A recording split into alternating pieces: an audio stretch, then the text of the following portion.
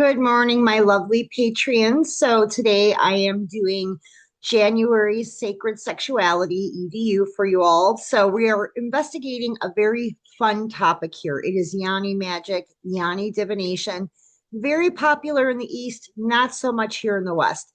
If you do a search on Google for Yoni divinators or vulvamantic or vulvamancy practitioners in the US, you're going to have a hard time finding somebody.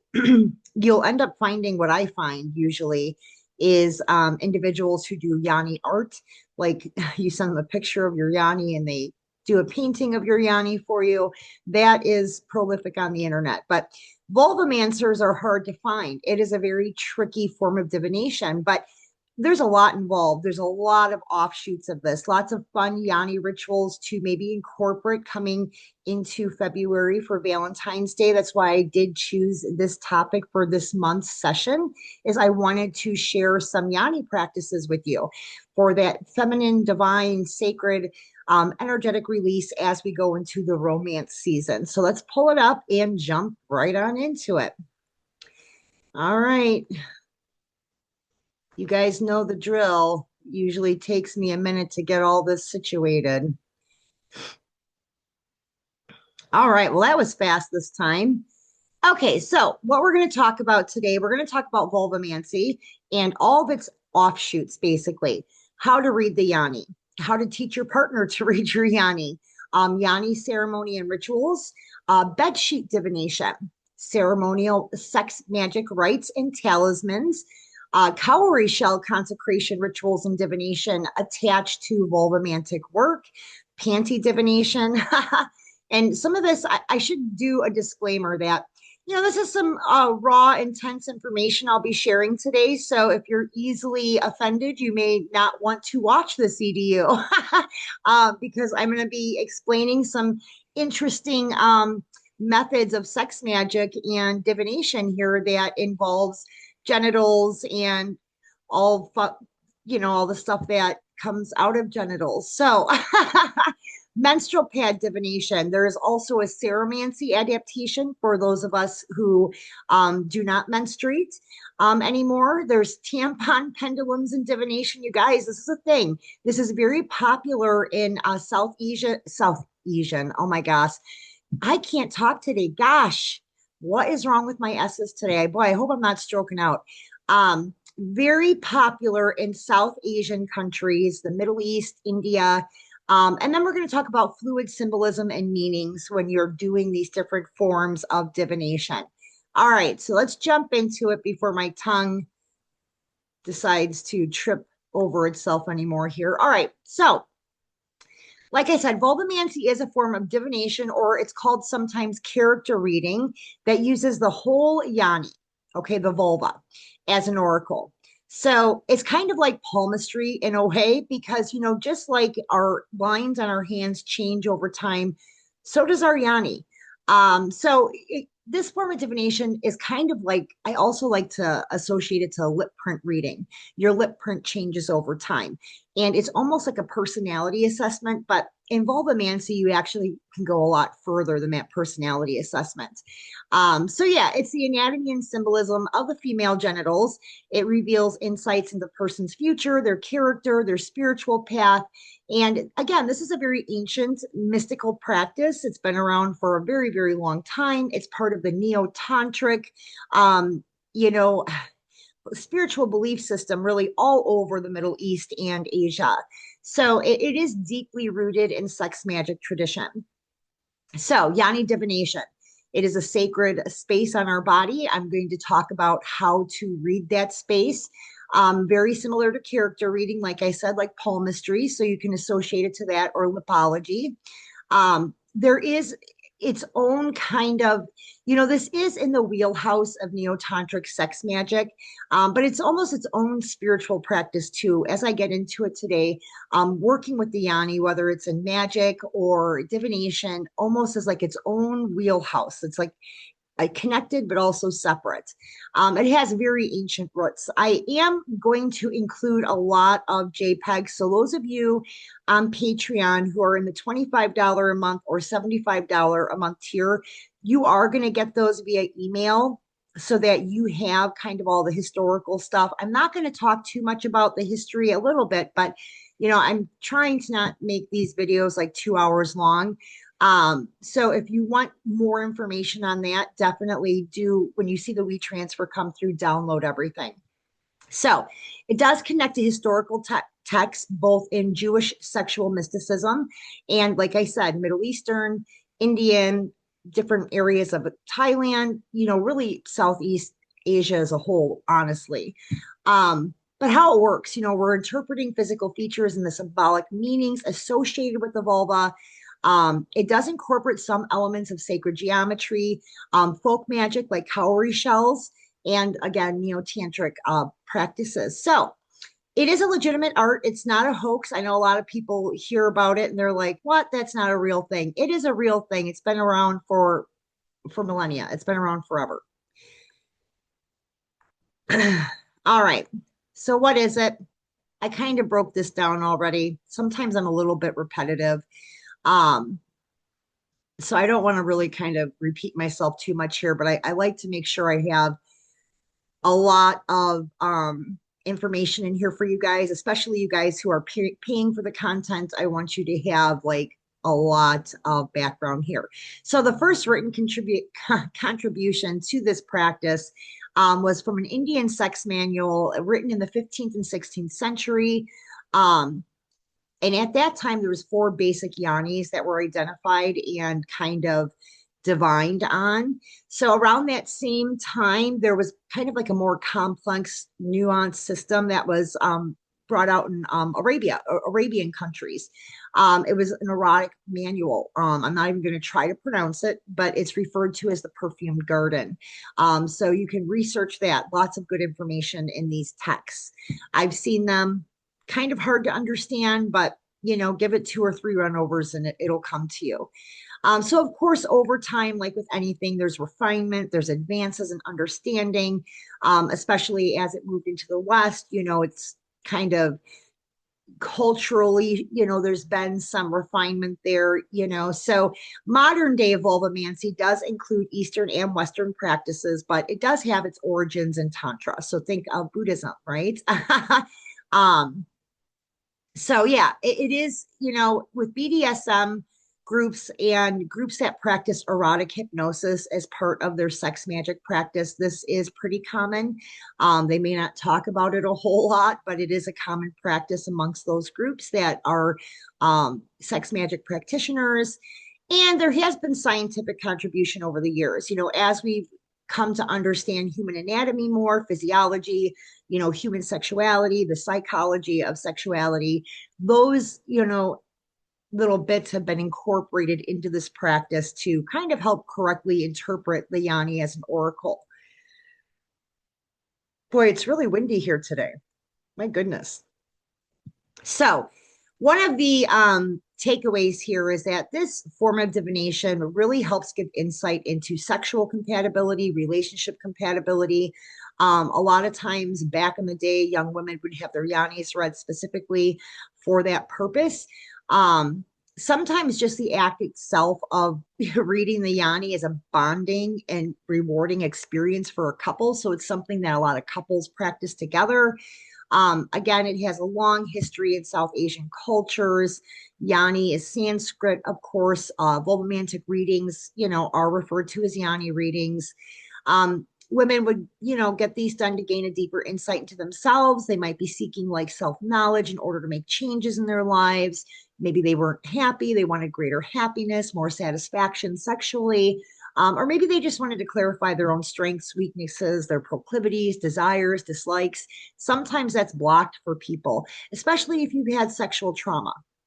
So, a lot of times too, you'll see women having vulvamantic readings done because they're kind of assessing their current or maybe a prospective lover and their compatibility. And you can read that in the Yanni.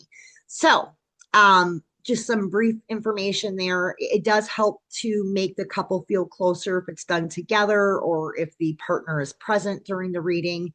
Um, so there are one of four major methods used. There's panty readings, again, the menstrual pad readings, seromancy adaptations for that, fluidic bed sheet readings, um, So with bedsheet readings, that sometimes does make use of, postcoital fluids, sex fluids, you guys. Sometimes even menstrual blood, if somebody is menstruating, or a combination of those. Neo Tantra Yoga does combine Hindu and Buddhist rites that are set forth in texts way back from the 5th century BCE to the present day. So, and in those texts, sexual union acts may be included with other practices, such as working with female deities like Kali Ma, and that, or Durga, and the acknowledgement really of the sacredness of the female body. So it's also broadly applied to non-Asian forms, of course, of sexual spirituality. I'm not going to try to pronounce all these subgroups. Again, I'm including the JPEGs so you guys can research this if you want to. I'm trying to keep it on point with divination methods. But it does have a place here in Western esoteric sexuality practices. So it's not just a closed practice to any one group of people. So when we talk about sex magic, we are referencing kind of that magical prayer, spell casting, contact work. And, a lot of times it is to bring in romance, lovers, sexual pleasure, our own, sexual pleasure, because a lot of times it does involve just masturbation, but it does involve intercourse or the gathering of sexual fluids. I talked about that months ago in some of our early sex magic sacred sexuality videos, but it also helps with non-sexual things, you guys. So like curative health, psychic contact over distance, so long distance relationships. People use sex magic for world peace. I mean, there's no intent or aspect you can't incorporate this into, because it's power, it's energy, right? So a lot of times, I put magician, but it could be a practitioner. They always refer to sex magic as sex magicians back in the day. And when I'm putting together these EDUs, sometimes I'm getting caught up in that terminology because I have so much going on in my brain. But females, and males will go to these sex magic practitioners for love, attraction, fertility, for curing a disease. So yeah, and then they'll do the Vulvamancy reading. I put some examples here. So, they usually cast a spell and then we'll read the Yoni to see the likelihood of success. So for example, if somebody came in, they wanted to attract or bind a wife or a lover, they sometimes would have the sex magic practitioner create a talisman. Basically, it's like a female identified root or cowrie shell dressed with his own fluids. It would be petitioned over and he would hide it under his bed. And then when he finally met that partner, he would probably bring that person in for validation with a Yoni reading. So Vulvamancy is used in a lot of different, scenes and scenarios here. So, and it does include a lot of curio work, a lot of roots, a lot of shells. Sex magic practitioners use those a lot. Angelica roots, popular, cowrie shells are popular. And we'll get into that today too. I'll give you some examples of talismans you can use. But when we're reading the Yoni, there are many different parts of the Yoni that is read. And I made a list here. There's the labia majora, the labia minora, the clitoris pupus or hood, the vestibule or heart's line, the introitus, urethral meatus, the hymen, the fourchette perineum and fossa, and the anus. So these are all read during a vulvamantic session. And yes, there are going to be some diagrams or their pictures. So, I did incorporate some imagery in today's EDU to give you a better idea of what some of this looks like when I start talking about how they are read. So just kind of an FYI, again, if it's too much, if you don't like this, kind of stuff, probably don't watch any further. But now the genitals are going to change in appearance more than once, during puberty, certain acts of sexual intercourse, during pregnancy, during childbirth, and menopause. It can be more common or more frequent than that, but those are the main periods that your Yoni is going to change. We're also going to talk about erogenous zones because that plays into some of this sex magic or vulvamantic practice as well. So as you know, there's the clitoris. The only function of the clitoris is pleasure giving, right? There really isn't, any other purpose for this part of our anatomy. So, in sex magic, we talk about the clitoris itself is a pleasure giving zone, but it's even heightened if the two internal crura are stimulated by pressure as well. We'll talk about the G spot or the Grafenberg spot. So, obviously, if that's stimulated, it leads to not only sexual arousal, but very powerful orgasms and ejaculation for females, which can be hard, right? That can be difficult. And if you're using fluids and magic, you're going to want to know where the G spot is. It's usually 1 to 3 inches from the introitus on the interior vaginal wall.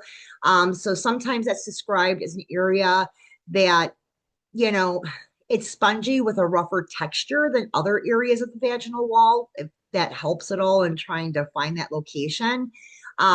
It could be, also for some people, the G spot could be at the point where the anterior vaginal wall connects or contacts the internal clitoris. So that's another area, if you have a hard time with that, that you could, play around with and find. Um, the AFE, the anterior fornix erogenous zone, that's the A spot. It's the deepest point of the anterior wall of the vagina at the entrance of the anterior fornix above the cervix where it starts to curve upward. So again, a lot of this is done by feeling, right? So you're going to look for that curve. Stimulating that AFE zone does lead to rapid lubrication and usually very intense orgasm. Again, that's important, especially if you're using fluids for any purpose. And the anus, right? So, the clitoris is shaped like a wishbone. The branches kind of extend all the way down to the anus. Sometimes it indirectly receives stimulation during penetration, and an anal stimulated orgasm could occur as a direct result of indirectly stimulating the G spot. So, I don't know if people know about that, but there's all kinds of stuff to to learn about your body, your whole life, right? I'm still learning. Anyway, there are situations where reading the Yoni, you might have to get a little creative. The first area is anybody who's had cosmetic genital modification. So labia stretching or elongation, labiaplasty, a clitoral hood reduction, elective hymenoplasty, or the non-surgical hymenoplasty. Then there's cosmetic genital piercing. This is a huge thing, especially in the Middle East, India, Nepal. So these are the main genital piercings. There probably is more, but there's the labia majora and labia minora piercing, the clitoral glands piercing, the clitoral hood piercing, deep hood piercing, the Isabella piercing, the triangle piercing, the fourchette piercing, suitcase piercing, the Princess Albertina, the Christina, the Nefertiti, the Gush, and anal piercing. Those are all big things. So if you had a client or yourself who had these piercings or any of these genital modifications cosmetically, it is going to create a situation where you're going to have to be kind of creative in reading the Yoni. It might take a little bit more effort because there has been altercation. Is that the word I'm looking for? No, it's not. There hasn't been a fight. The Yanni hasn't been in a punching battle. That's not the word I'm looking for.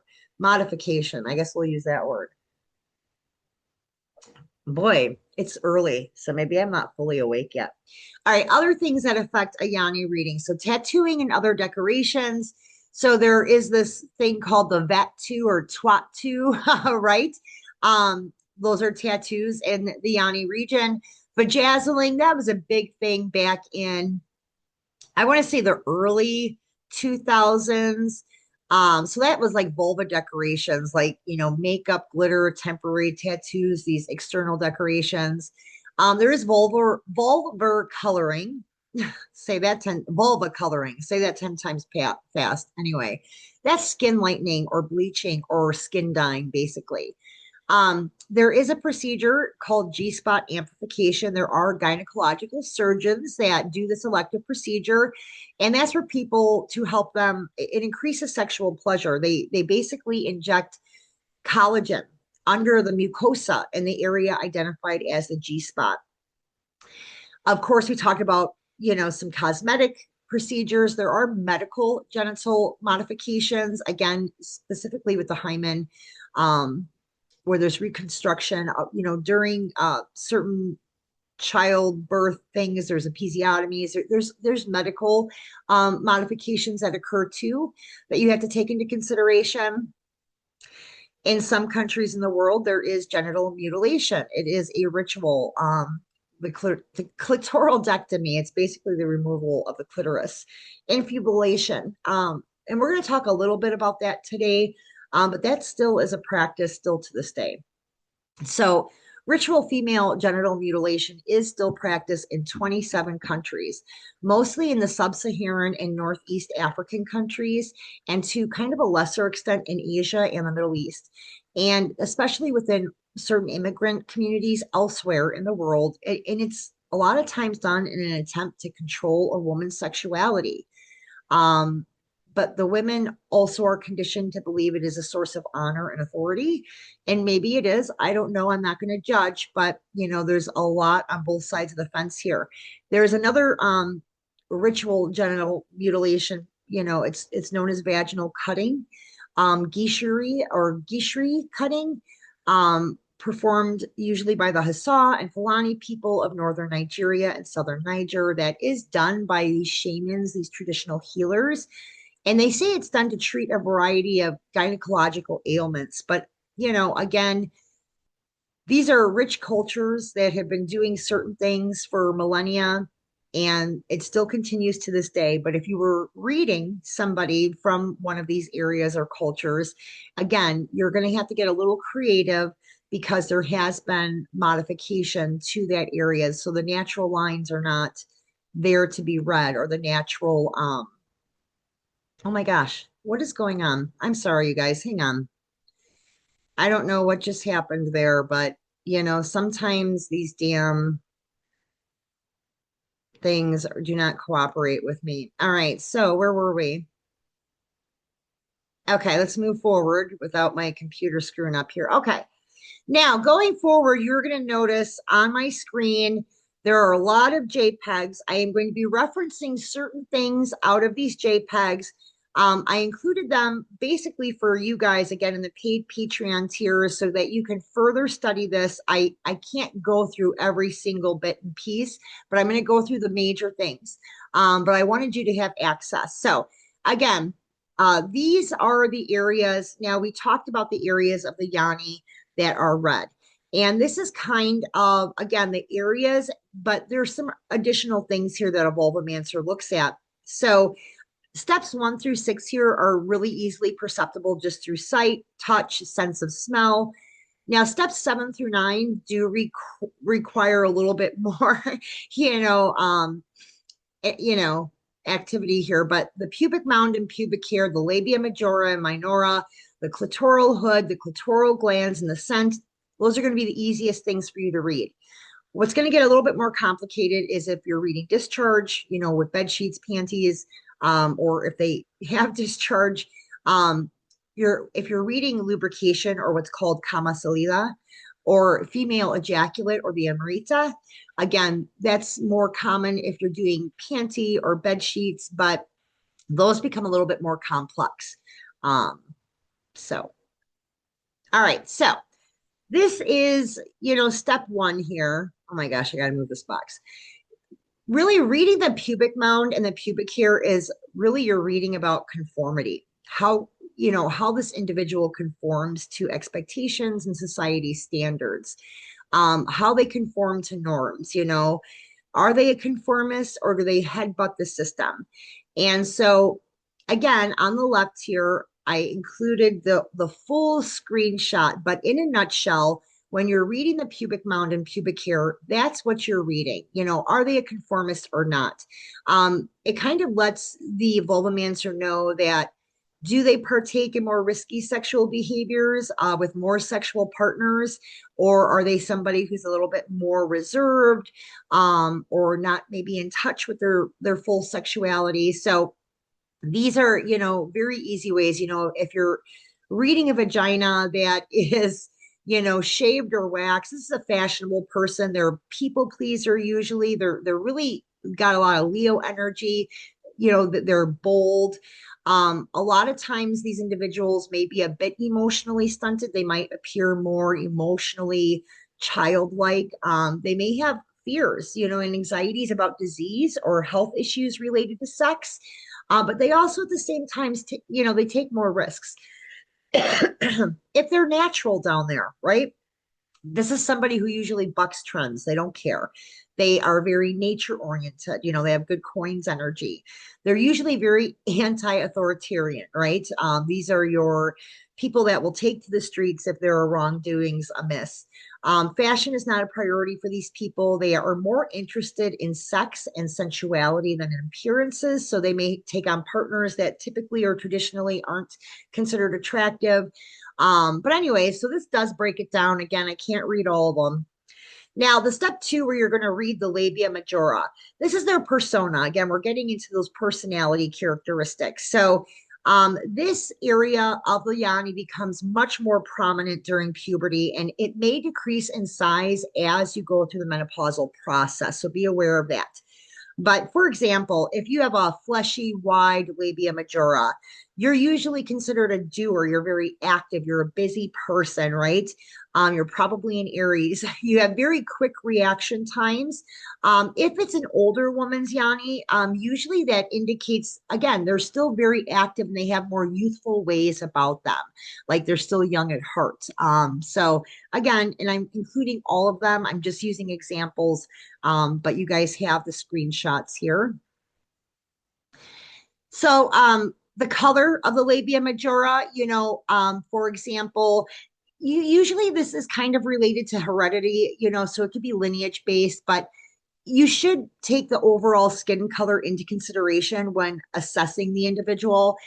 So, for example, if the color of the labia majora is like a deep red or it's dark, especially both inside and out, usually that indicates a woman who's ruled by her emotions and her heart. And sometimes she can be really stubborn. So, she might have a lot of Taurus energy or maybe a Taurus moon or a Taurus rising. So, step three, reading the labia minora. Okay, so there can be a lot of anatomic variation in the minora. Okay, they come in all colors, shapes, and lengths, right? And they change in appearance throughout the course of our lives. So, the first thing most vulvamancers are going to look at is the size, right? And the size of the labia minora can really affect a woman emotionally here. So, take that into consideration too. Always be gentle when you're also, communicating what you're seeing with your clients. But a large labial spread, for example, could falsely be identified as, somebody who's had a lot of sex. Don't jump on the judgment if you're looking because that's not necessarily the case. So just be very non-judgmental as you're looking, at somebody's yoni and trying to do a reading here. But the size of the labia minora, oh, I did, here we go with the the diagrams. So I did have some diagrams. So this is the exposed labia minora here. These are various forms of what it can look like. So here we have the corrugated labia, the double loop, right? The triple loop, they call it, and the maximal protrusion. So, I mean, again, these are very different looking and they mean different things. I actually have charts in here for you. This is a sheltered labia minora. So this is, again, if somebody has a menorah that looks like this, it's a little bit more, I want to use the word non-existent, but that's not the word. But obviously much smaller.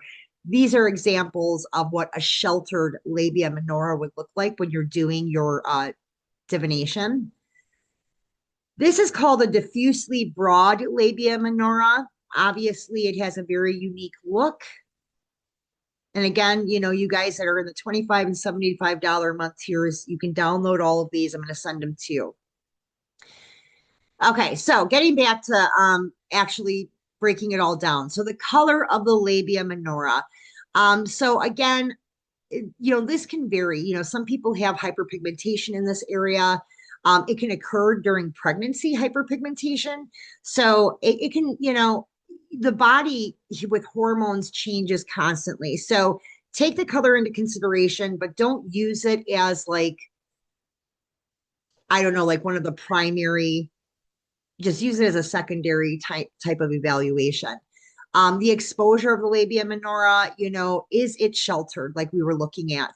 Um, because it is kind of being judged, is it balanced? Is it mostly exposed? Is it mostly sheltered? That's going to give you information into this person's personality, again, their characteristics.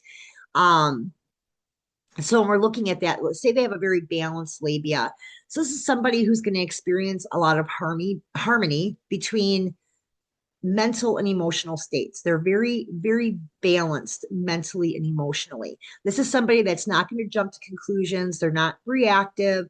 They think out their decisions. They're very grounded. Whereas somebody who has a sheltered labia, this is somebody that sometimes they're accused of kind of being stuck up or cold or emotionally distant. It's not really the case, but that's how that person may present. They're more complex and it's harder to figure out these type of women. So sometimes they have a harder time in partnerships. This woman with a sheltered labia, typically they do feel things very deeply. They want faithfulness. They want,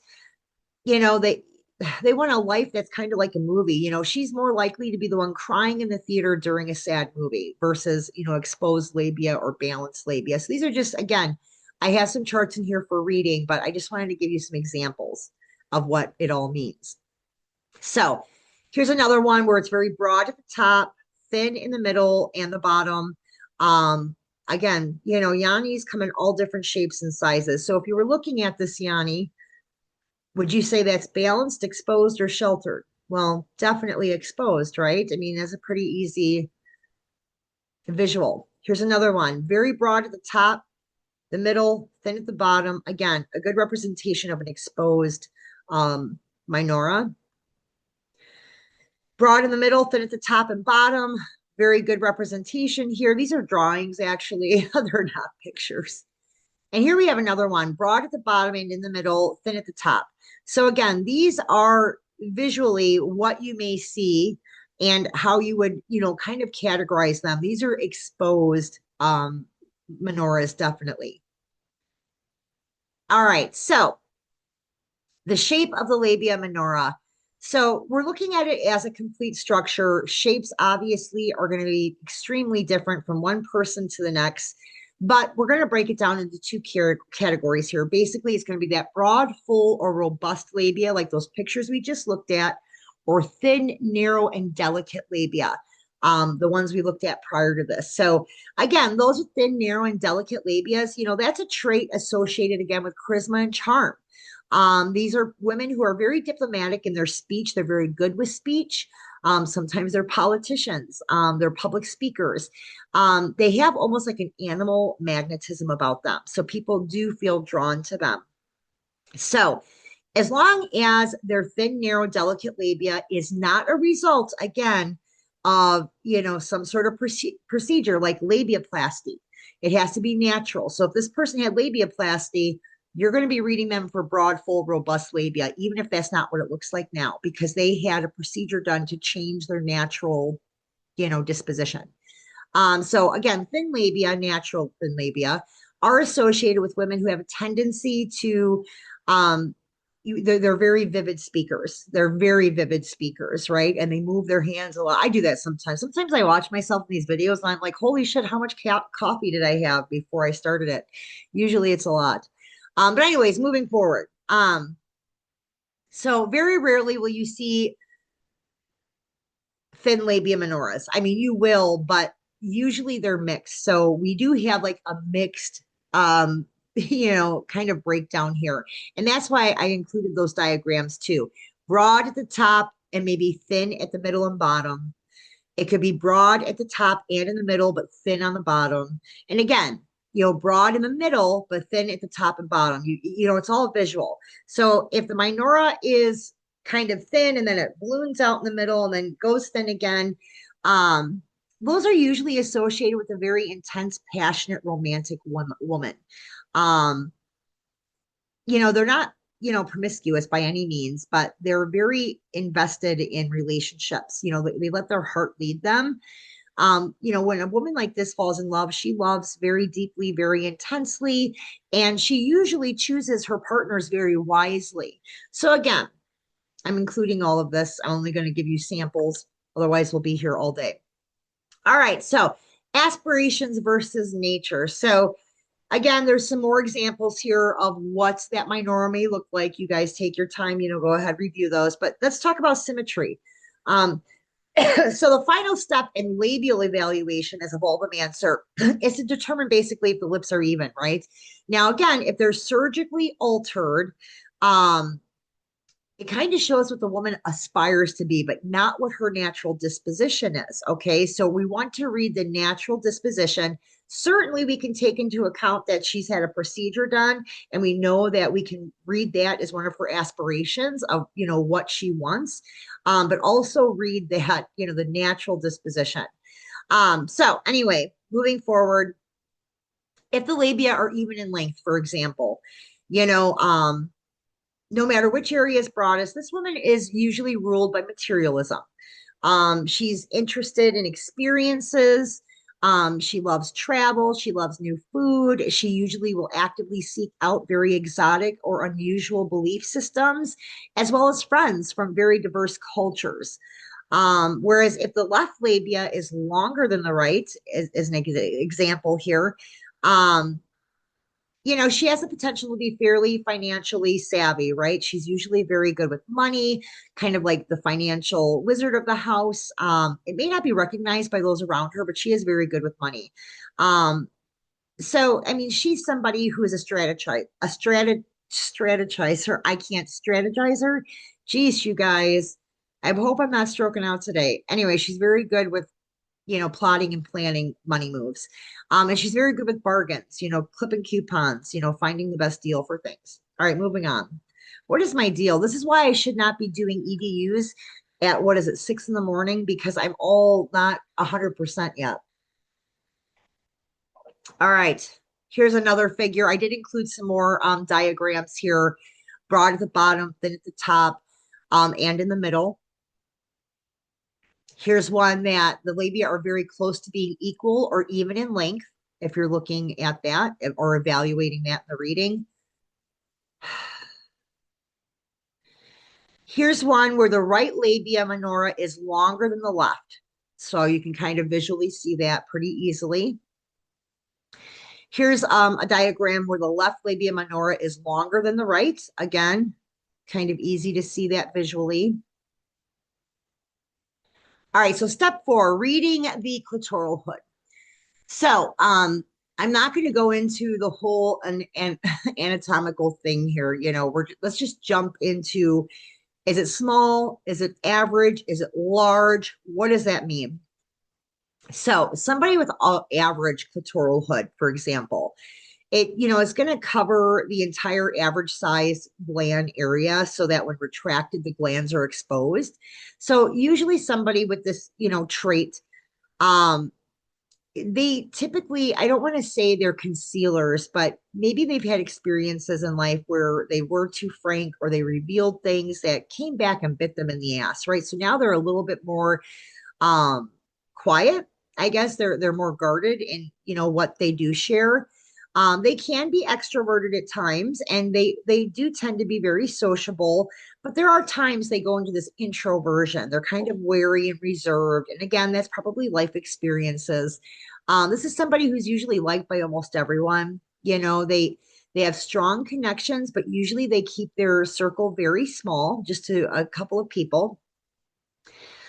She usually has like 1 to 3 very like-minded kindred spirit friends in her circle. They share their deepest secrets. Sometimes it's things she wouldn't even share with her husband. They're very, very close. So that's somebody, again, we're analyzing the traits associated with somebody with an average clitoral hood. And you can read the other aspects. I'm just going to kind of use one as an example. Now, reading the clitoral glands. So again, the glands are going to vary significantly from woman to woman. Same thing with a man, so we're not engorged, okay? We're not, worked up. The clitoral glands measure usually 1 to 3 millimeters in the small range, 4 to 5 millimeters in the average range, and about 5 millimeters is considered large. Um, so make sure, like when you're doing a visual, kind of keep that in the back of your mind. You're not going to be able to read a woman whose glands are aroused because they're not going to be the normal size. So, um, they have to not be in an aroused state.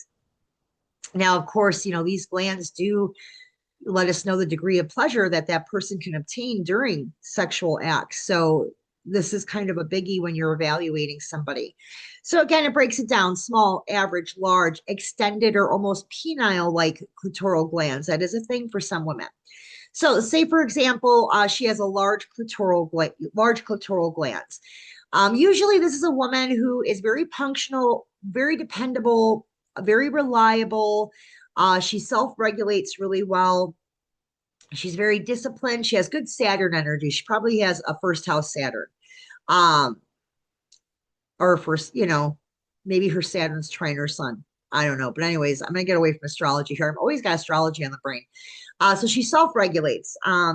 She is inclined to be very sporty. She may be very competitive. She might be involved in sports. She's very athletic, somebody who likes to work out.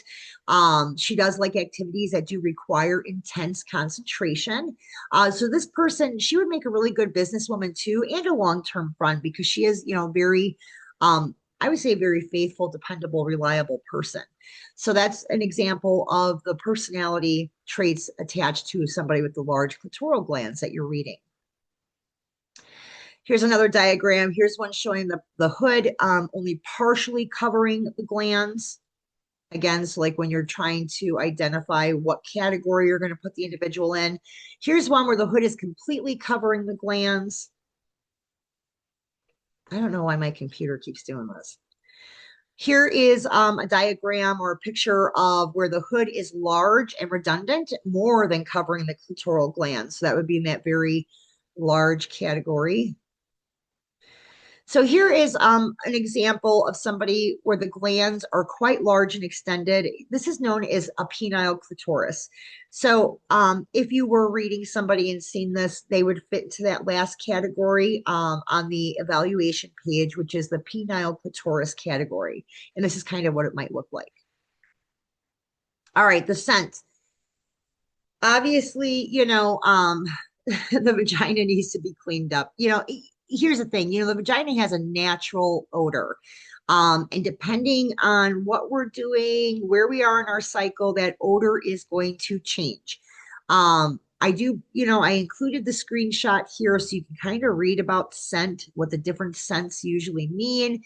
I kind of it breaks down the bigger ones here. If there's little or no scent, if there's a musky odor, an iron or metallic scent, a yeasty scent, like a bread baking scent, or if it's like a bleach-like odor or kind of like a fishy odor, it kind of breaks down what that is. Usually if you detect, like, for example, a bleach-like odor, that person has pretty recently had intercourse. Semen sometimes, if it's sitting in there for a hot minute, will create that. It's not always some kind of fishy odor. That's usually when your pH is, doing some screwy things. But read about this so that way you can analyze or, include the scent value into your breakdown, your vulvamantic reading. So reading the discharge, this is really about reading her state of mind. Discharge is associated to state of mind, believe it or not, right? So, and that's changes in hormones, our cycles are reflected through our discharges. And as you know, as our hormones fluctuate, our state of mind, our perception, how we process information, that fluctuates too. So this kind of breaks down the background information on that and how to read the discharge. We have some of the main colors, the visual representations of different things and what it could mean. So when you're seeing discharge, if you're doing a Yoni reading, If the discharge is clear and stretchy, that's a big one because that is somebody who is very fertile. That is fertile mucus and it correlates to ovulation, right? Um, During, a period where somebody is having this kind of discharge, they're usually feeling really confident, very beautiful, very sexual, horny at that time because that's a fertility aspect, right? If it's clear and more watery and not really stretchy, this occurs at different times in the cycle and is usually present if the person has just exercised heavily, if they're, very physically active. But this will break all of that down for you. I'm not going to read all of it, but you kind of have an idea of what the discharge is correlating to. So, the lubrication, it's kind of the same as discharge, but it's, that vaginal and cervical mucus are a little bit different.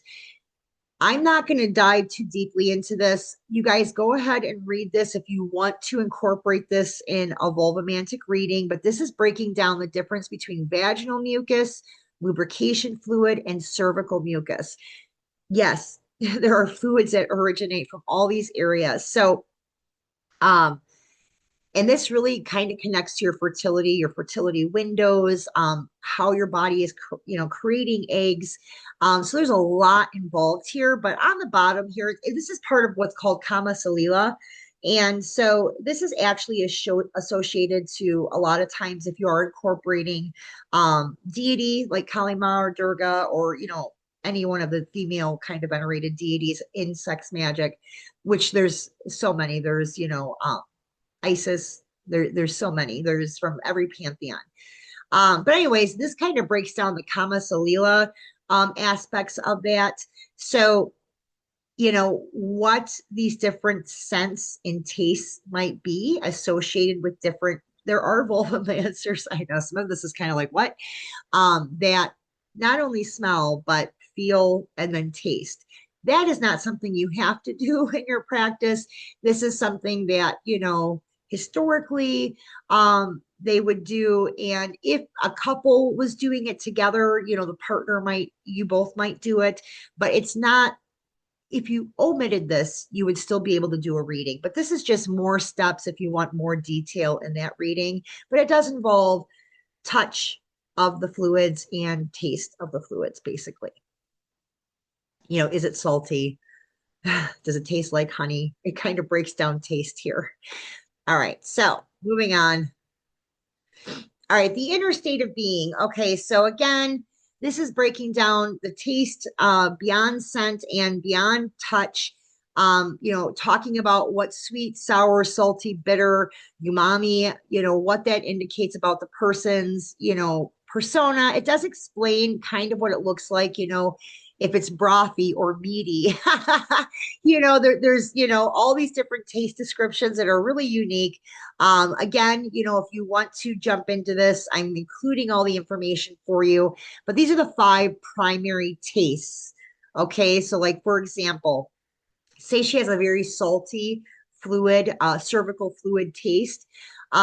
She's an artistic person. She has artistic gifts. Maybe she has, written something. Maybe she's a published author. Maybe she writes poetry or presents poetry on open mic night.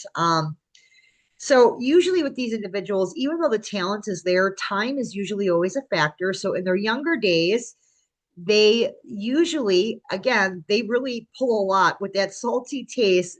They usually associate that to somebody who struggles with depression. They may have even thought about suicide or the effect her death, might have on other people. They might have death fixations. So they have to kind of strike while the iron's hot, or that creative ability gets kind of suffocated by that more depressive energy. So this is somebody probably ruled by Pluto too, by the way. But again, there's a lot in terms of what it means according to taste that you can include in your vulvamantic evaluation. All right. Oh my gosh. Again, we're talking more about the female ejaculate, or it's called amrita. Um, I'm not going to break all this down. In Hinduism, it's referred to as divine nectar. In Western Neo-Tantra, it's considered a powerful healing substance. So in sex magic, it's used for healing talismans. Um, So it kind of breaks down again the history, the different cultural applications, different sexual magic techniques. So all of that is here for you. This is not needed for an evaluation. It's good to know the background and have like the historical perspective of it. But for keeping time kind of controlled in today's EDU, I'm not going to read this, but it is here for you to read. All right, so here's the summary of how you are going to read the vulva before we move on to the offshoot practices. You're going to start with that pubic hair. You're going to then go into the labia majora. Next is the labia minora. Again, we have a breakdown here, kind of a chart. Then you're going to go to the hood, clitoral hood. Then we're going to the clitoral glands.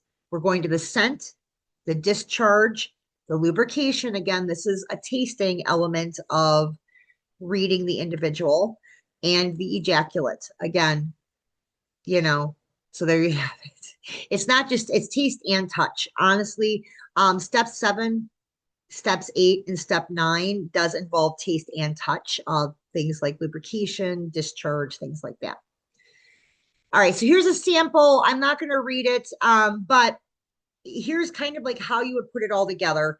It's for your, so that you have this so you can kind of see how it all goes together. So, say for example, he just, the vulvamancer just read somebody who highly groomed, runway type pubic hairstyle, no piercings, no tattoos, very flat and wide labia majora, exposed labia minora. The labia minora was broad at the top, then at the middle and the bottom.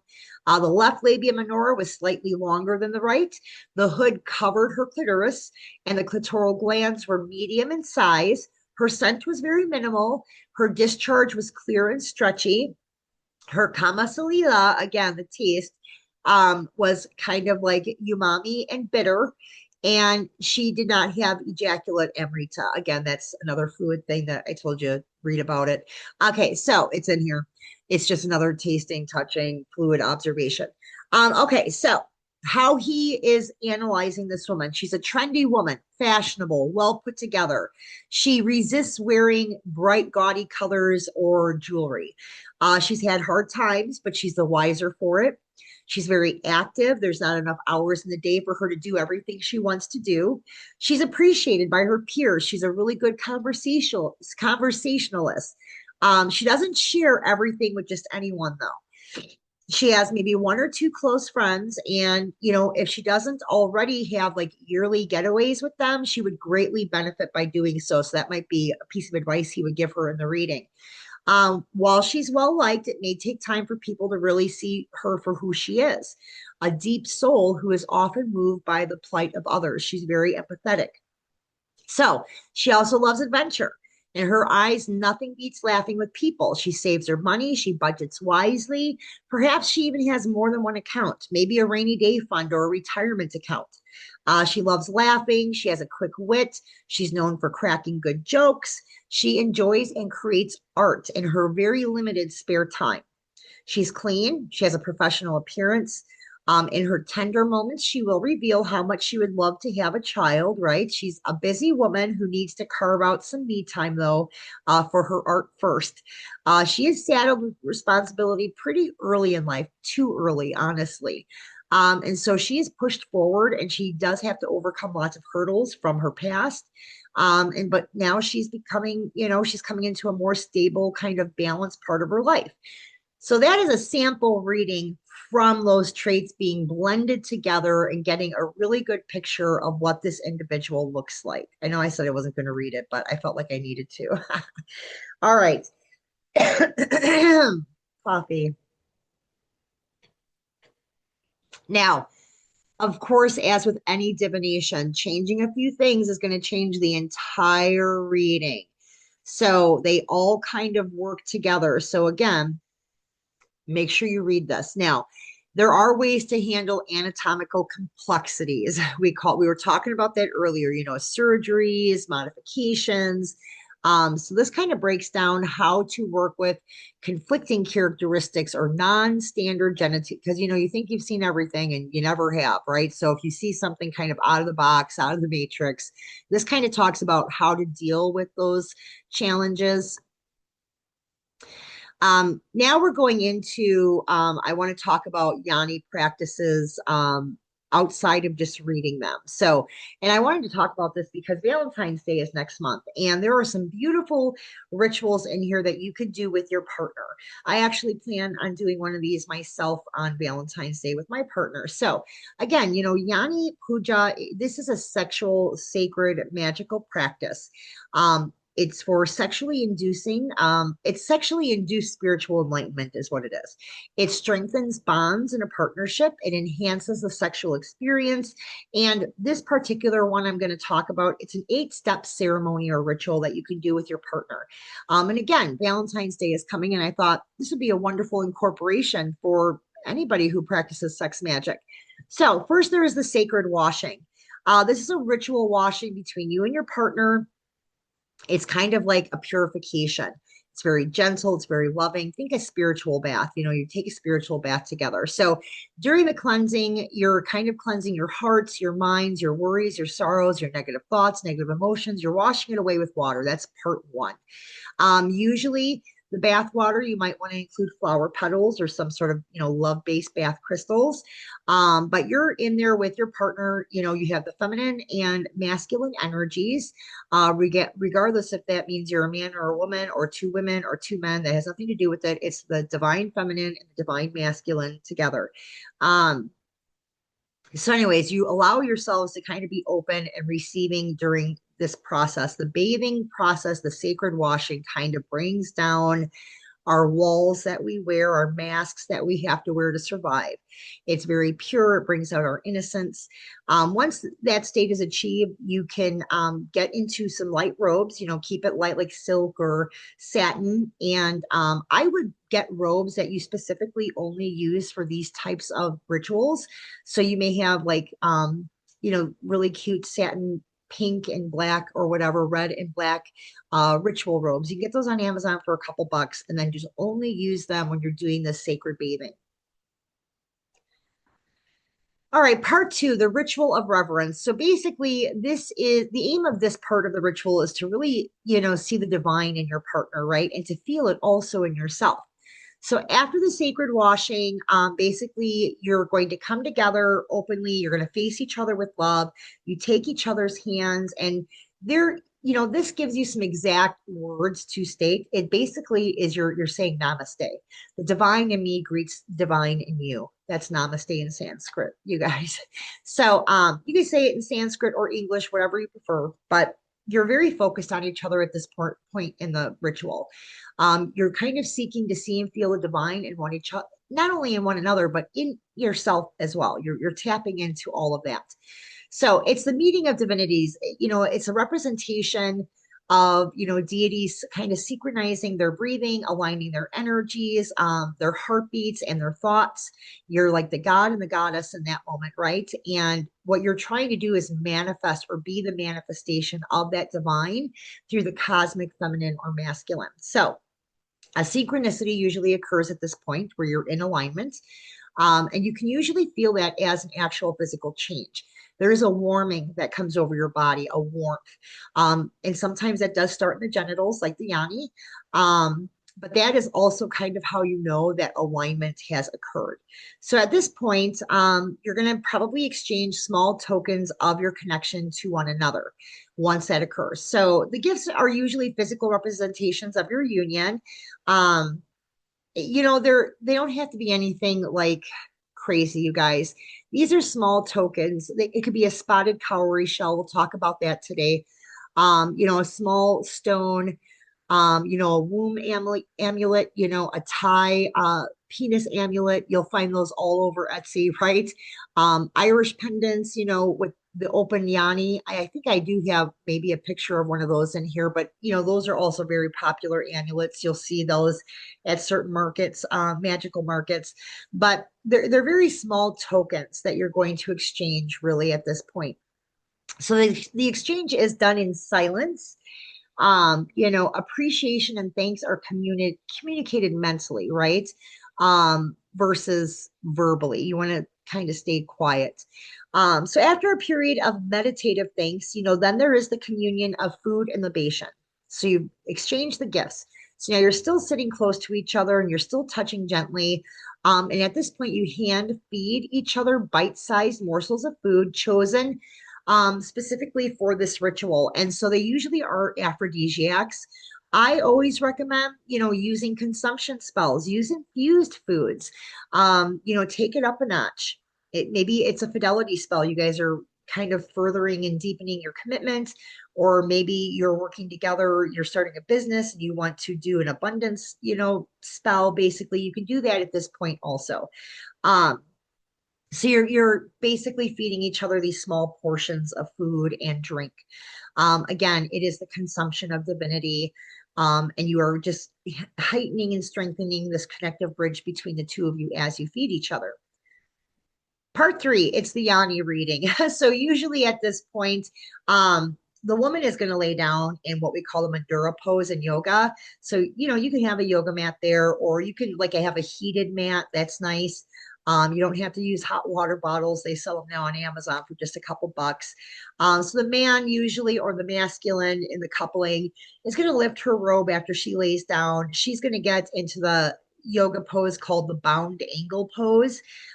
So that's kind of like you're laying down, feet together, knees wide apart, but you have like bolster pillows underneath each knee. So you have some support there. And the masculine then is going to conduct the Yoni reading as we've already discussed it. Um, Now, at this time, he may be verbalizing some mudras. A mudra it's a spiritual gesture. It's like an energetic seal of authenticity, and it's usually made with the hands. Okay, so there are some vocalizations, but a mudra activates a specific effect on the practitioner, and the five fingers symbolize the five Asian elements. Now, I'm breaking that all down here. If this is something you guys are going to end up doing, make sure you read about it. I don't want to get into the bits and pieces of how all the mudra activations work, but it is here written out for you in complete detail. How to do the mudras, what order that you should do them in. Now, he's going to be doing that Yanni reading. I suggest using walnut ink also, and use it on some sort of sacred paper, blessed paper, thick cardstock that you bless. Use walnut ink. That does carry a certain mystical meaning, especially in ancient India, and especially if you work with deities like Durga or Kali Ma. So now, once that reading is completed and recorded, the rites of touch start. So let's go into that. Part four, rites of touch. So for this part, you need some massage oil. It's nice to pre-warm that, right? Again, you can get a massage oil warmer on Amazon for like 10 bucks. There are some recipes here of what you can use, but you can use whatever you want. There's also a mystical number of ounces to use. That's all in here. If you're going to follow the Hindu code, if you are enacting some sort of offering through this ritual to a Hindu goddess or god, then definitely follow the mystical numbers and properties and formulas that are in this writing. But if you are not using this act as offering, then you don't really need to. But this kind of goes into the seven chakras too. This is kind of like massaging and activating chakra systems, this rites of touch.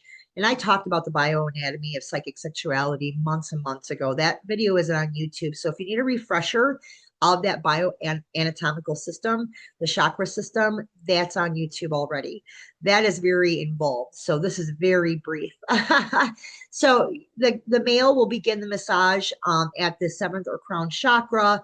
It kind of explains how to give the massage, how to trace with the fingertips, how much pressure to apply, how you're going to work down through the chakras as you give this massage to your divine feminine partner. So it's very, very specific. And I love that because sometimes we need very specific directions.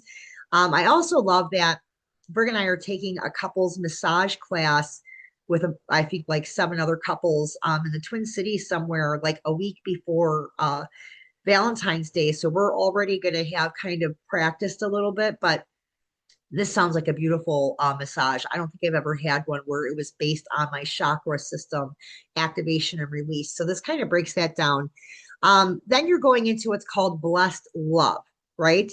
So blessed love is where you're basically kind of staring into the eyes of each other and focusing only the divine in each other.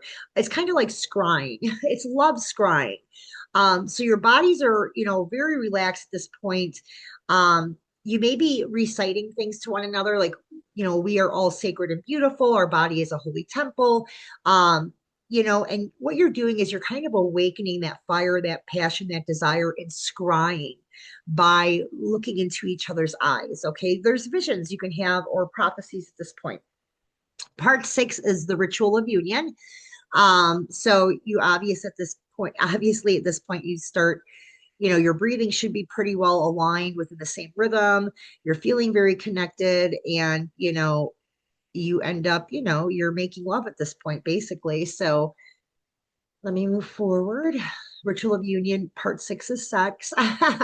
So part 7, dance of the divine, same thing. You're in alignment, your breathing is aligned, you start making love, and now you're full on making love to the point where you climax.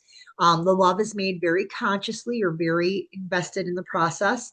Um, then in part 8, there is the bed sheet divination. I'm going to jump into that more in a minute, but this is just very briefly as part of the ritual. At the conclusion of part 7, which they reference as the dance of the divine, the masculine will do a vulvamantic bedsheet divination. The feminine can do it too. Again, these texts are based on periods of time where women were not considered, capable, but we are. So maybe the divine feminine in the pairing can also do the bedsheet divination. So if it was performed with a very specific goal in mind, again, if you set like a spell or an intent, this is a very good way to interpret how successful the outcome of that is going to be. So, like, again, remember I used the example of maybe you're going to open a business together and you're going to infuse those bite-sized foods with an abundance spell. This would be a good way to read, like a cartomancy, a conjure follow-up, how that's going to look. So,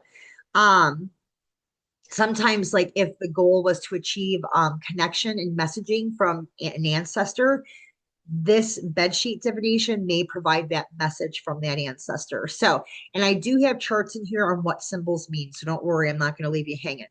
All right, this talks about walnut ink. I'm not going to jump into this. This tells you how to make walnut ink. I will tell you the best place to get raw, whole black walnuts in the husk, I found to be Lucky Mojo online. That's where I get my black walnuts. Especially for spell work or spiritual baths. So if you want to make your own walnut ink, which I suggest you do, it's very easy. It's not hard. Here's the recipe for that. All right. We are going to talk about cowrie shells. A lot of people, when they hear about using cowrie shells, they think of folk magic, hoodoo, powwow, Dutch Appalachian magic, Southern conjure. And yes, it is affiliated with all those groups, but it's also used in sex magic practices from the Middle East, from Egypt, from India, Thailand, Philippines, Malaysia. So let's jump into that. This is a diagram of cowrie shells that are they're kind of representative of the Yoni and folk magic, right? You can see why. Oh, here's an amulet. So we were talking about gifts. At the part in the ritual where you're exchanging small gifts, this is an example of what a mamali amulet from Indonesia would look like. It's kind of like a womb or a vaginal amulet. You are going to find, and I don't want to advocate for Etsy because they piss me off, but there are a lot of Etsy shops that specialize in these amulets. They're all over the internet. They're very inexpensive, but I will recommend if you do get them, give them a good cleansing, give them a good cleansing, a good detachment before you use it as an energetic gift in the ceremony. They need to be cleansed. Here's another one. This is the Sheila Nadig. It's a pendant, that Irish image of a woman holding her Yoni open that I had used as an example earlier. You're going to see these. They're very small. They have a very specific look. Here in the Twin Cities, there is a market, and where okay, it's in St. Paul. It's in a huge warehouse. They call it the Hmong market, and it is a lot of Hmong people, but there are quite a few stalls in there that specialize in selling these types of talismans. So in your city, if you're in a major city, you can find these in Chicago. So I'm from, I was in Chicago doing my thing for years and years and years. Um, Somewhere on Belmont, I want to say it's 19th and Belmont. There used to be a great shop with authentic talismans like this, most of them from Thailand. Also, I think it was the 1901 at Belmont. So 19th and Belmont. Also, Chinatown. You wouldn't realize this, but when you're in Chinatown and there's that main strip mall, then across the street you have all the little side streets, there are shops. They have a little section in the back, and they have some of this, amulet stuff, which is surprising because you wouldn't think you'd find it there, but I found it in Chinatown a couple times.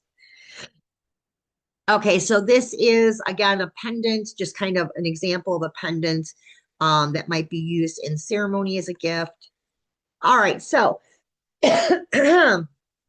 obviously, vulvamancy is used in ceremonial sex magic. We just kind of went through one where you would be doing that in a coupling.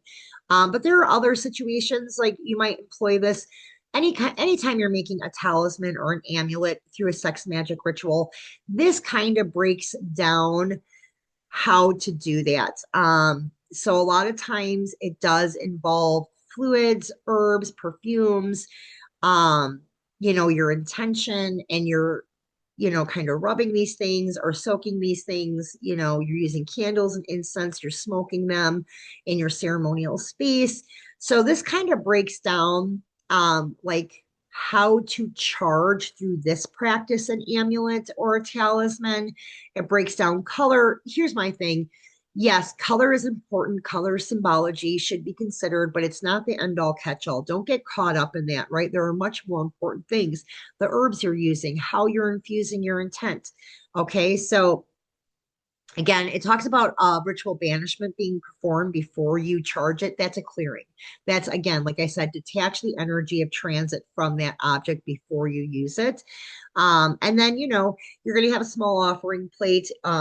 There is usually that erotic stimulation. You might be having sex in various sexual positions. You're doing different sex acts or different sexual techniques that you're employing next to this item to charge it, up through final orgasm with yourself, with a partner, with a group, whatever your flavor.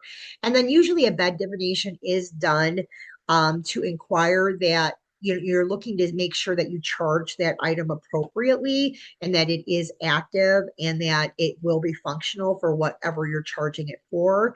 Um, Fluids during this process is, also used to charge that talisman. Any remaining fluid is usually added again, like I said, shut it off if you can't handle this stuff. But usually it's added to wine. It is consumed by the people that are participating, and then there's a closing ceremony that's usually performed. So that kind of breaks it down here.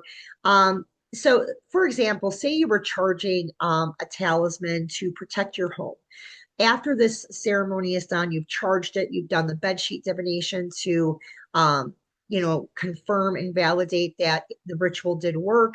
You do the closing ritual, the consumption aspects, then maybe you'll want to go ahead and bury that in the yard. You might want to take some of that charged wine, save a little bit, and pour it on the ground over where you've buried it as a libation to nature spirits. So lots of things you can do here. There's some examples I included here for you. Folk magic spells, of course, not everybody does ceremonial or ritual magic, and that's okay. This talks about how you can use cowrie shells in consecration spells with vulvamantic work. So I remember learning this years ago. I think it was back in 2017. I was at this thing in Milwaukee and we were working with cowrie shells for divination. I found it interesting. I really did like it. It's just not my wheelhouse, but this kind of breaks down how you can link a shell to an individual for consecration work. So if you're doing it without the person being aware, and you're secretly collecting maybe menstrual blood, vaginal fluids, or say you find a used tampon, you would be soaking that in water to extract the blood. Um, and then you would be preparing and dressing the shells with the fluidic extract. Okay. And you would be doing one for each lunar cycle. So new moon to new moon. And then you would be keeping that fluid in the freezer in between times of use, because it is biodegradable. And, typically they will place those shells, a photo of the woman underneath it too. This is kind of like domination work. Men would do this to women quite often. That's why it's referencing it being a man to a woman, but women do it to men as well. But you're not able to use menstrual fluid, so you would have to find ejaculate. Um, so say the woman is a willing partner in this, okay? Then she can participate A to Z with this. It talks about how she can wear the shells in some cheesecloth, wrapped into her pad while she's menstruating, making contact with her vulva for one full menstrual or lunar cycle. It kind of talks about how she should bleed, urinate, or drip sexual fluids through the shells. The cheesecloth can be changed daily, of course. But anyways, it kind of breaks down how, whether she's willing or unwilling, and same with men, only instead of menstrual period, we're talking about ejaculate. How to link cowrie shells to that individual. So you can use those shells as poppets almost, right? So, um, why would you do that? So, I mean, I'm sorry. I lost my place on the page. I think I'm tired. Anyway, so this is used for divination. Like maybe you want to divinate what that person's doing, what they're feeling about you, what they're thinking, what their plans are. There are some good books that kind of explain how to use them online. I use cowrie shells once in a while. It's not my wheelhouse, but you can cast spells with them that will affect a person at a great distance with or without their consent, right? If you want them to miss you, if you want them to be faithful, if you want them to contact you, there are different patterns. You would be kind of throwing the shells, like throwing the bones, like casting of lots. There are cast patterns that will manifest themselves that are going to suit your purposes, and then you know how to approach that intent. Usually you're going to pair that with colored candles, right? Color represented candles or rootwork candles to help with that intent. And again, the most common ones are attraction, love, sex, reconciliation, healing, and sometimes harm. Not everything is white and black. Sometimes it's super gray. All right. So other things that we can do. Say you're not comfortable staring at somebody's yoni or having your partner stare at your yoni. Try panty divination.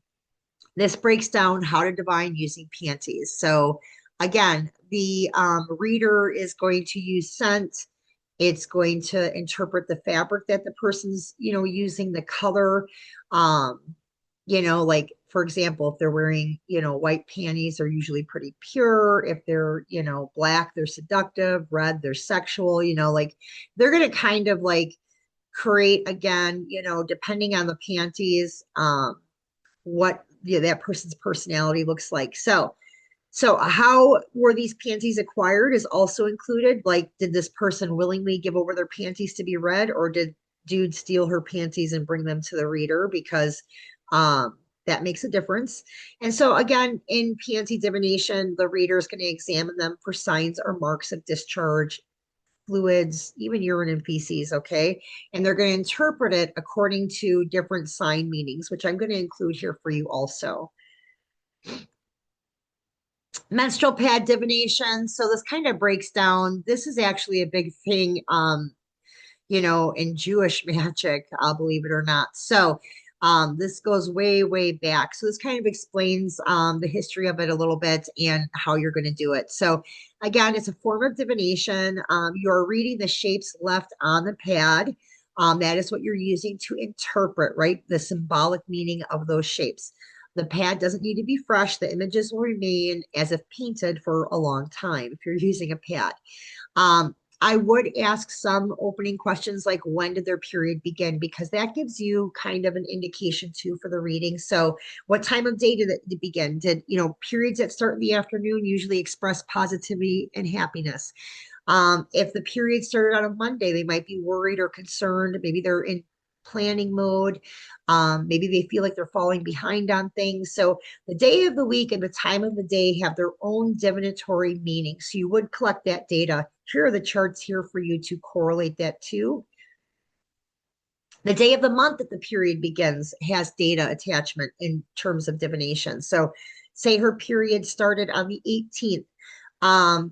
There could be financial concerns or opportunities around this person right now. So you would probably want to ask some questions, follow-up questions about money, bills, what's going on. Could you possibly, need to check your mail? Maybe there's something you need to send in to get some money or something, or maybe there's an opportunity for money that you're missing right now. So you would want to talk to the person and try to find out what's going on. Taking special dates into consideration. This is more astrology than anything else. So if you're an astrologer, you can include astrology, like if the moon is void of course, that's going to have, a special meaning.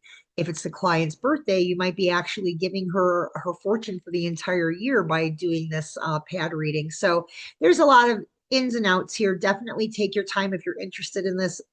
This is more of a historical thing. I mean, it's still done in the East, but you're not going to find too many people that do that in the West. But all right, timing by location of shapes on the pad. Again, you can read like in tasseography when we're reading tea leaves, we kind of look at timing in terms of clockwise patterns, patterns that are touching the rim, patterns that are at the bottom of the cup. That's how we gauge timing in those types of readings. Same thing with this, menstrual pad reading. You are looking for patterns that are touching the edges, that are kind of bulked in the middle or the front or the back of the pad. And so this breaks down anterior prints, middle of the pad, posterior prints. If the rear end of the pad is what she is walking, that usually represents what she's walking away from. So symbols here represent events of the recent past or situations and relationships that she wishes to put behind her. Whereas the middle is usually the current present tense and the front is the future. Special pads. Ooh, I have no idea how long I've been talking, but it feels long. Sorry, guys. Um, so their first period, that's usually common to have that read. The first menstrual pad after marriage, the postpartum pad after having a child, and the last menstrual pad as somebody goes into menopause, the final stage of menopause.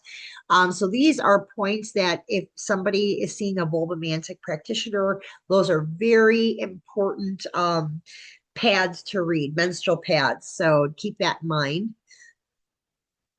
So there is a ceremancy adaptation here.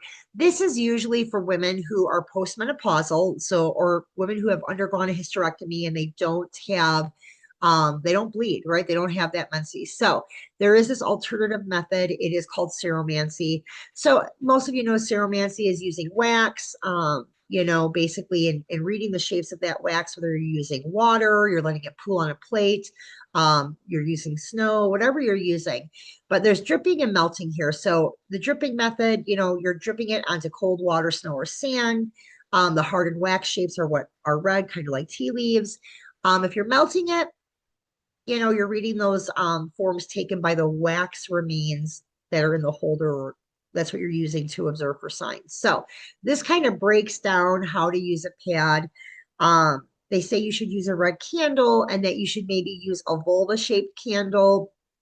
So it says you should have 1 to 6 fresh and unused menstrual pads. And this kind of breaks down how you're going to set everything up and, what your focus should be. You're going to lay out 1 pad per question or concern, and you're writing each question on the back, the non-absorbent side of the pad with a red marker. Then you're turning them over on the table with the absorbent side facing up, kind of similar to tarot cards. You're going to give them a mix, or they call it a wash, right? You're going to spread them out like a clock with the front end of each pad toward the center. Now, with the vulva candle kind of about 6 inches or so above each pad, you're going to drip wax onto each pad starting at 12 o'clock and moving clockwise. I'm sorry, this is clockwise in a circle. So each pad should receive, roughly the same amount of wax in an irregular pattern. And then what you're going to go through is, each pad's question is then answered, right, by means of interpreting the symbol of that wax on the pad. So that kind of breaks it down for you. Bed sheet divination, really, it's like panty or menstrual pad or ceromancy pad divination. It's visual symbology, right? You are kind of constructing an interpreted narrative of present and future events by reading these symbols. So what you're observing basically with bed sheets is, markings made by menstrual blood, postcoital fluids, lachia, amrita, anything during lovemaking that, maybe somebody delivered a child in that bed. It could be, not just sex, but maybe somebody just slept and, the partner went in and took the sheets off the next morning, and maybe they have questions about their partner. So I mean, it doesn't have to be just for sex. um so this kind of breaks down, the bed sheets. And again, it's kind of read in an interesting way because the head is near the headboard and the feet near the footboard. So markings in the head area usually is divined, things about thoughts, what they're thinking. Things in the middle of the bed, that's usually associated to their feelings, right? What they're feeling, their emotions are. And then the foot area could be domination, travel, all kinds of different things there. And this kind of breaks it down. Also, it's important to note the favored sleeping side. There are locational cues that vulvamancers will look for in the bed sheets. There's quite a few, actually, surprisingly. So it is predictive divination using bed sheets. Very common after a virgin's first sex act, because back in the day, they had to show proof of the marriage being consummated. I'm going to sneeze, sorry. So the sheets were displayed to the family as proof that they did have sex, right? So skilled vulvamancers also can interpret that virgin blood pattern as a prediction of the success of the marriage too. So that's common, especially out east, like over in the east. Um, so if there is a vulvamancer that is attending a childbirth, there's the opportunity to observe amniotic fluid on the sheets. And so interpreting that can actually be looking, you're making predictions about the mother, the child, um, the future there. So there's a whole bunch of stuff here. I don't want to spend too much time because once again, I think I've gone way over time. Um, Masturbation. I'm trying to think if there's anything. I mean, there's so much here that you can use in bed sheet divination. Um, Again, one of the most common things is after having intercourse, they will have a vulvamancer read the bed sheets to predict the progress or outcome of the relationship. Of course, um, tampon pendulum divination, it is a thing. Um, so this kind of explains how you yourself or a vulvamancer can create a pendulum with a, used tampon. So it talks about how you would set that up. Again, cowrie shell divination, we talked about that already, but this kind of breaks down more of the divining aspects. Um, there's actually like 256 different outcomes if you use 16 shells, but you can simplify that to a 4 shell. That's what I did. When I used to use cowrie shells, I always used the simplified 4. That's 5 results you're going to get in divining, and that's a lot easier, especially if you're new to this, to learning. Um, so that kind of talks about how to use that for divination. All right, symbols and their meanings. So I am not obviously reading all of these, but I included them for you. So example, the symbol of a balloon, a celebration or party could be happening soon. An egg, a bird's egg, if it's unbroken, it means success. If it's broken, it means failure. A bow celebrations, gifts, an envelope, good news. If there's dots near it, it's news of money. So it just kind of goes on and on. All these different symbols you're going to see in panty divination, menstrual pad ceromancy, bed sheet divination. So this is what the main symbols are and what they mean.